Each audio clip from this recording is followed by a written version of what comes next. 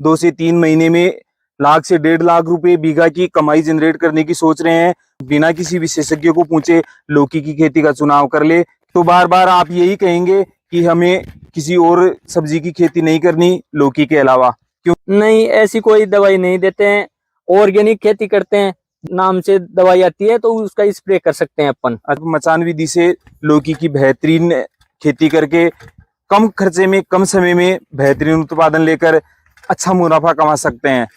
किसान साथियों, हमने आपको पहले भी बताया था कि अगर आप बेल वाली सब्जियां कर रहे हैं तो उसके क्वालिटी वाले उत्पादन के लिए, अच्छे उत्पादन के लिए जरूरी है आप उसको एक बेहतरीन तरीके से लगाए, और उसका सबसे अच्छा तरीका है आपकी मचान विधि।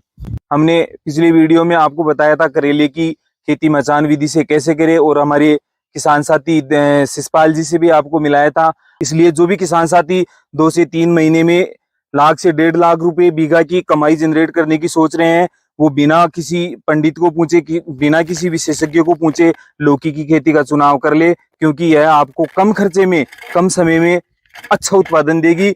और आप एक बार अगर लौकी की खेती कर लेंगे तो बार बार आप यही कहेंगे कि हमें किसी और सब्जी की खेती नहीं करनी लौकी के अलावा। और आज हम आपको लेकर आए हैं जयपुर के राधापुरा ग्राम में, और यहाँ मिलवाएंगे आपको युवा किसान साथी गौरी शंकर जी से, जो पिछले 8 से 10 सालों से लौकी की खेती कर रहे हैं, और जो अपनी मचान विधि है, मचान विधि से इनकी लौकी उत्पादन का तरीका सबसे बेहतरीन है। तो जो भी किसान साथी लौकी की खेती करने के इच्छुक है, जिनके यहाँ फ्लैट समतल जमीन पर लौकी लगाई जाती है, उनके लिए आज लौकी लगाने का यह तरीका विशेष होने वाला है। इसलिए अगर आप भी लौकी की इस मचान विधि की जानकारी लेना चाह रहे हैं तो वीडियो के अंत तक जरूर बने रहें कि किस प्रकार से आप न्यूनतम खर्चे में एक बेहतरीन और क्वालिटी वाला उत्पादन ले सकते हैं। तो मिला देते हैं हम आपको आज युवा किसान साथी गौरी शंकर जी से, और जान लेते हैं उनसे कि भी लौकी को मचान विधि में कैसे लगाएं ताकि कम खर्चे में अधिकतम उत्पादन ले सकें। आइए। नमस्कार जी। बहुत साल हो गए आपको लौकी की खेती करते हुए, और लौकी का उत्पादन भी बहुत क्वालिटी वाला कर रहे हैं। तो हमारे किसान साथी जो लौकी का उत्पादन समतल जमीन पे कर रहे हैं, उनके लिए कुछ विशेष जानकारी दीजिए कि भाई ये जो मचान विधि से आप लौकी का उत्पादन कर रहे हैं, ये किस प्रकार से फायदेमंद रहेगा? ये है अपने लिए फायदेमंद। इसमें जो अपन समतल भूमि पे करते हैं उससे बहुत बेटर क्वालिटी, और इसमें उत्पादन की क्षमता बहुत ज्यादा होती है जी। अपन जो माचे वाली लौकी की खेती करते हैं उसमें जी। और इसमें एक और है कि अपन नीचे वाली में फंगल इन्फेक्शन ज्यादा आते हैं, और ऊपर जो माचे वाली होती है उसमें इन्फेक्शन कम आता है। अच्छा, आपको कितने साल हो गए इस विधि से खेती करते हुए? इस विधि से खेती करते हुए 10 साल हो गए, 10 से 12 साल। अच्छा गौरी शंकर जी, हमारे किसान साथियों को सबसे पहले तो ये बताइए, जो किसान साथी लौकी की खेती करना चाह रहे हैं वो कब लगाए लौकी की खेती? इसको अगस्त में लगानी चाहिए। अगस्त के शुरुआती वीक में लगानी चाहिए, जिससे कि अपने अगस्त ऐसा टाइम है जिसमें अपने बारिश का मौसम होता है, तो इसमें क्या है ये पनपती बहुत जल्दी है, ग्रोथ करती है। अच्छा। तो तेजी से ग्रोथ करती है, उत्पादन जल्दी देने लग जाती है। उत्पादन जल्दी देगी जी। अच्छा गौरीशंकर जी, आपने जो ये लौकी की बुआई की है कब की थी? अगस्त में फर्स्ट वीक में की थी। अच्छा, अगस्त के फर्स्ट वीक में की थी, और अपना सितंबर का सेकंड वीक लगभग चल रहा है, यानी 1 महीने 5 से 10 दिन की आपकी। तो 1 महीने 10-15 दिन में चल जाती है, इसकी प्रोडक्शन देना स्टार्ट हो जाती है। किसान साथी ध्यान दें, गौरी शंकर जी की ये जो लौकी की फसल है केवल 1 महीने और 5 से 10 दिन की हुई है, और आप देख सकते हैं किस प्रकार का शानदार उत्पादन देना स्टार्ट कर दिया है। इसलिए जो किसान साथी कम समय में अच्छा पैदावार लेना चाह रहे हैं, अच्छा उत्पादन लेना चाह रहे हैं, वो लौकी की फसल को चुन सकते हैं। गौरी शंकर जी, हमारे किसान साथियों को ये बताइए भाई, जैसे आपने मचान विधि से लौकी की खेती लगा रखी है, तो सबसे पहले तो जमीन तैयार करने का क्या शेड्यूल रहेगा, किसान साथियों को बताइए। इसमें अपन जमीन तैयार करने से पहले इसमें सड़ा हुआ खाद डालते हैं। कितना क्या खाद? इसमें 1 बीघा के समथिंग हमने लौकी बो रखी है, तो इसमें 4 से 5 ट्रॉली खाद की डाल रखी है, सड़े हुए खाद की। हाँ। अच्छा, उसके बाद में अपन ने रोटावेटर से इसको रोटावेटर चला के इसको कटवा दिया, मिक्स करवा दिया खेती के लिए जी। और उसके बाद में अपन इसको 10 से 15 दिन के लिए इसको धूप देते हैं, जिससे कि कोई भी इसमें कीटाणु वगैरह हो वो खत्म हो जाए जी। उसके बाद में अपन हल वगैरह चला के जो भी है जमीन को अच्छे से बढ़िया तैयार से तैयार कर लेते हैं। जी। अच्छा गौरीशंकर जी, आपने गोबर की खाद तो डाल दी, इसके अलावा जैसे अपनी डीएपी है, पोटास है, या और कोई केमिकल खाद भी आपने डाला है? जो अपन खाद है वो तो है ही, जो भी अपना सड़ा हुआ खाद, उसके जी। अलावा ये बैड डालते हैं उस टाइम पे, डीएपी खाद इसमें डाल देते हैं। लगभग कितना खाद एक बीघा में आपने डाला है? 1 बीघा में करीबन 5 से 7 किलो से ज्यादा नहीं डालते हैं। जी जी जी। इसके अलावा और कोई खाद दवाई इसमें जमीन को तैयार करते जमीन को तैयार करते समय इसमें और कोई खाद दवाई नहीं है। इसमें अपन ज्यादा करके मुर्गी की भींट वगैरह या जो भी अपने बकरियां वगैरह उनकी गोबर डाल सकते हैं इसमें। अच्छा अच्छा। इसके अलावा और कोई केमिकल आप इसमें काम में नहीं ले रहे हैं? कोई यूज में नहीं लेते हैं ऐसे। अच्छा, आपने जो बेड बनाए हैं, बेड की दूरी कितनी क्या रखे किसान साथी? बेड से बेड की दूरी होनी चाहिए 6 फीट, 5 से 6 फीट 5 होनी से 6 चाहिए। फीट होनी चाहिए। अच्छा, ये जो आपने मचान विधि में जो बांस वगैरह लगा रखे हैं, तो इनकी क्या तो हाइट ले किसान साथी, कितनी ऊंचाई के बांस ले और किस गहराई में इसको गाड़े, कितनी दूरी पर गाड़े? ये बांस की ऊंचाई होनी चाहिए 8 फीट, अच्छा, जिसमें से 1.5 से 2 फीट अंदर धरती के अंदर गाड़ देनी चाहिए। जी और बांस की दूरी होनी चाहिए 11 से 12 फीट। जी जी।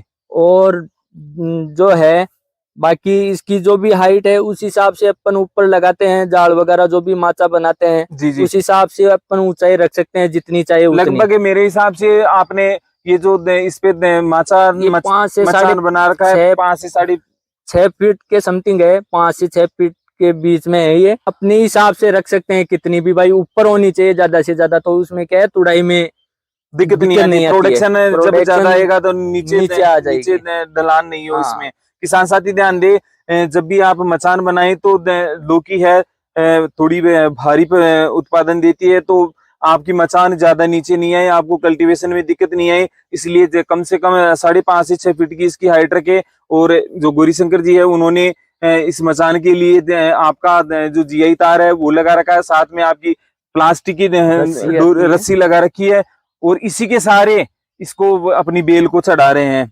अच्छा गौरीशंकर जी, हमारे किसान साथियों को ये बताइए, जैसे पौधे से पौधे की दूरी आपने कितनी रख रखी है? पौधे की दूरी 1 से 1.5 फीट होनी चाहिए जी। इससे ज्यादा नहीं होनी चाहिए। इससे ज्यादा रखते हैं तो कोई पौधा चला जाता है तो वो जगह फिर खाली रहती है। जी जी। तो वो कवर हो जाएगी, इसमें उत्पादन भी अच्छा मिलेगा। हाँ, और कोई खराब पेड़ होता है तो उसको उखाड़ के फेंक भी सकते हैं अपन। इस चक्कर में 1 से 1.5 फीट की दूरी रखनी सफिशिएंट रहेगी। जी।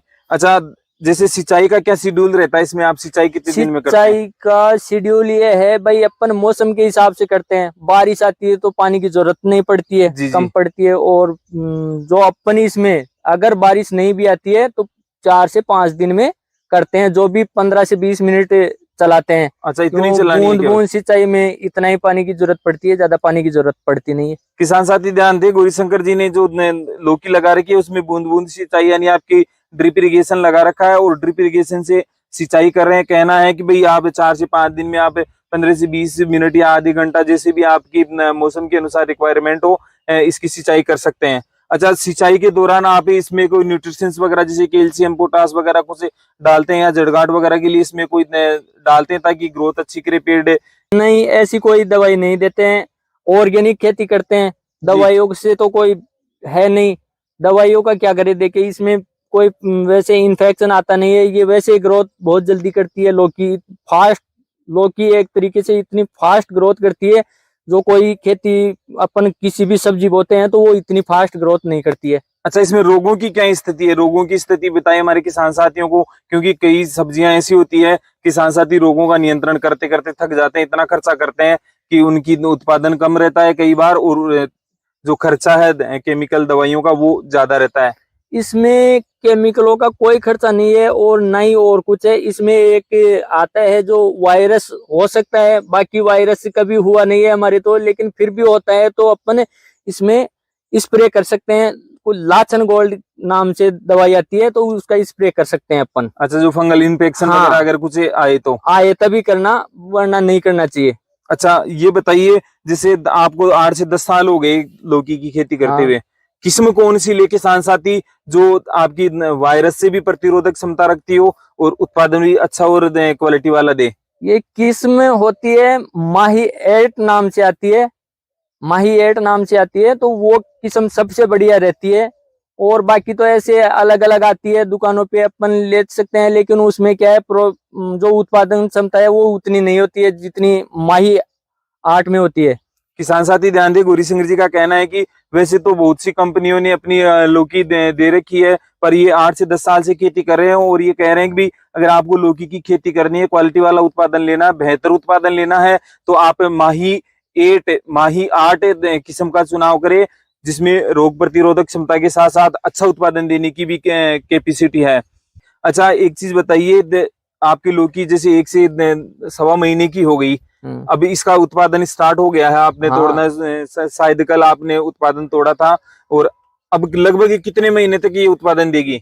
भाई स्टार्ट हुई है तो अपन ने अभी बोएंगे तो ये दिसंबर में, जब तक सर्दी बर्फबारी नहीं गिरती है तब अच्छा। तक ये कहीं नहीं जाएगी। यानी कुल मिला के लौकी लगाने के बाद आप जब प्रोडक्शन स्टार्ट हो जाए उससे 2 से 3 महीने तक इसका उत्पादन ले सकते हैं, हाँ। जब तक कि शीतलहर नहीं चले, पौधे खत्म नहीं हो। हाँ, वो चलती है। इसके अलावा एक और है, अपन इसको यानी फोम वगैरह डाल के बचा भी सकते हैं, सर्दियों में भी बच सकती है, लेकिन क्या है, फोम वाला बैठता नहीं है, इस चक्कर में अच्छा, करते नहीं मचान है, भी तो दिया ऊपर की तरफ, हाँ, इसमें सेटलमेंट बैठ नहीं ऊपर पाता। अपन लगा नहीं सकते ऊपर की अच्छा, तरफ। लगभग इसकी औसतन पर बात करें दरों की, तो किस दर तक आपकी लौकी बिक जाती है? ये लौकी 15 से 20 रुपए किलो के हिसाब से जाती है। जी वो जी। तो मंडी का भाव होता है, फिर उसमें उतार चढ़ाव होता है, कई बार 12-13 की जाती है, तो कई बार 20, 22, 25 तक भी जाती है, 30 जी। तक भी, भाव के हिसाब से है, मंडी के ऊपर है। आपको 8 से 10 साल हो गए लौकी की खेती करते हुए,